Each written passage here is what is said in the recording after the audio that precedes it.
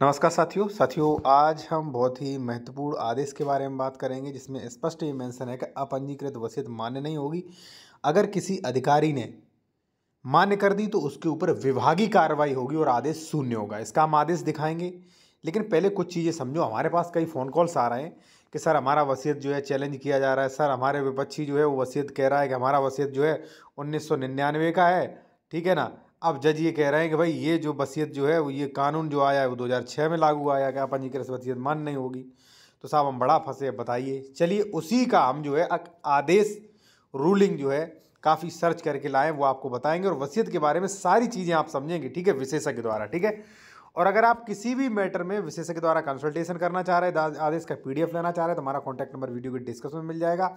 और अगर आप जूनियर एडवोकेट हैं तो कोर्ट ड्राफ्टिंग एवं नियम ई बुक ले सकते हैं। व्हाट्सएप नंबर हमारा ये दिया गया है, ठीक है। इसमें आपको वसीयत के प्रोवेट, वसीयत कैंसिलेशन, रजिस्ट्री कैंसिलेशन, दंपत्ति अधिकारों का पुनर्स्थापन, सेल डीड कैंसिलेशन, ठीक है, घोषणात्मक वाद, और यहाँ पे एफआईआर, रजिस्ट्री कैंसिलेशन, कब्जा हटवाने के लिए आदेश, यानी सारे टॉपिक के आपको ड्राफ्टिंग कैसे लिखें, इनके दावा कैसे किए जाते हैं वो प्लस नियम आपको मिलेंगे जो काफ़ी इंपॉर्टेंट हो सकते हैं, ठीक है। तो जो जूनियर एडवोकेट हैं वो ले सकते हैं, काफ़ी आपको जो है जानकारी मिलेगी, काफ़ी ज़्यादा, ठीक है। इस सारे टॉपिक के बारे में जानकारी मिलेगी, स्क्रीनशॉट ले लीजिए आप, ठीक है। देखिए साथियों, हमारे पास एक मैटर आता है, पहले आप मैटर को समझें फिर तो हम इसको समझा ही देंगे। मैटर होता है कि सर एक्स प्रॉपर्टी थी, ठीक है, ए व्यक्ति की। ए व्यक्ति एक्सपायर होता है सर 2017 में। अब एक बंदा जो है एफ बंदा वसीयत लेके खड़ा हो जाता है कोर्ट में कि सर ए बंदे ने हमको वसीयत कर दी, लेकिन सर हम उसके जो हैं वो हमारे चाचा थे।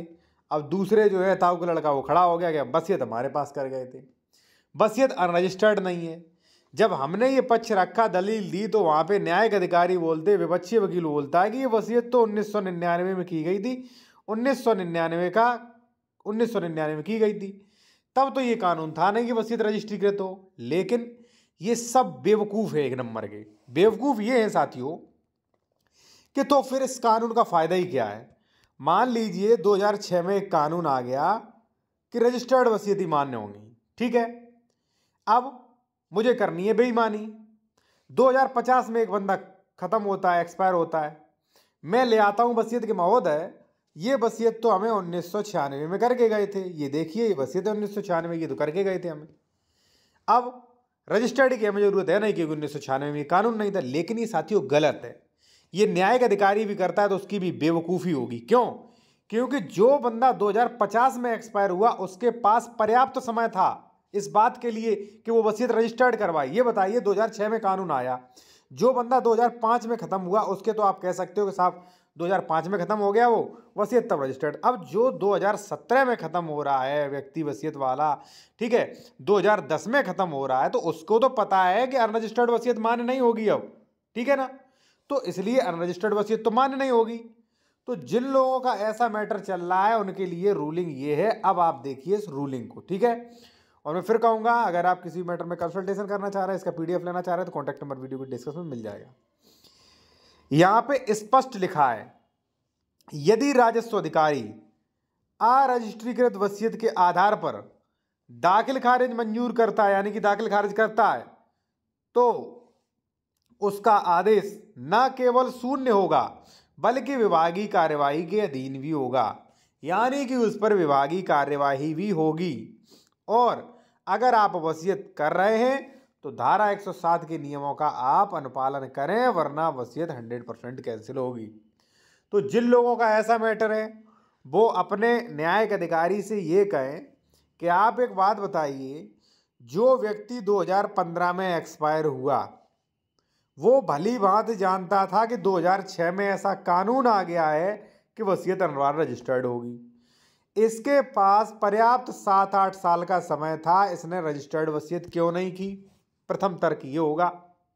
दूसरा तर्क ये होगा कि महोदय अगर आप ये रजिस्ट्री करते हो तो ये रूलिंग है, आप चाहे इसका पीडीएफ लेना चाहते हैं ले सकते हैं, डिस्क्रिप्शन भी ले सकते हैं।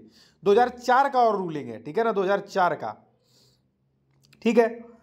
आप उनसे कह सकते हैं कि महोदय ये रहा आदेश, ये रही रूलिंग, आप इसमें देखिए स्पष्ट लिखा है कि अरजिस्ट्रीकृत वसीयत का जो है मान्य नहीं होगी, आदेश भी शून्य होगा, आप पर भी कार्यवाही हो सकती है। देखिए सभी लोग जानते हैं साथियों सही क्या है गलत क्या है, लेकिन ये साले रिश्वतखोर होते हैं, इसलिए जो है वो सारे नियम अलग रख के वो अपना डिसीजन सुना देते हैं।